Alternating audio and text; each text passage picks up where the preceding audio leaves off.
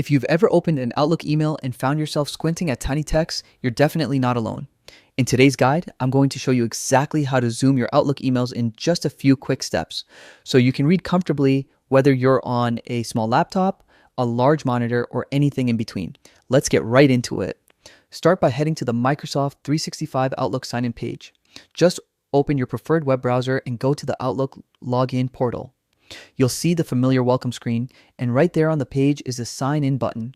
Click it, enter your credentials, and you'll land on the Outlook homepage. Once you're in, look for the mail option.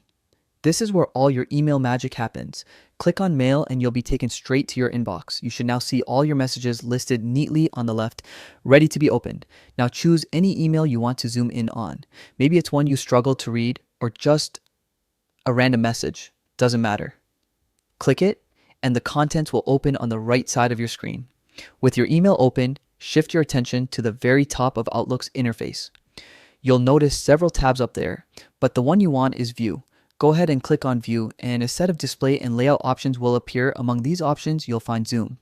Click Zoom, and a small window will pop up letting you adjust how large or small the email text appears. You can pick 100%, 200%, or any available level that feels right for your eyes.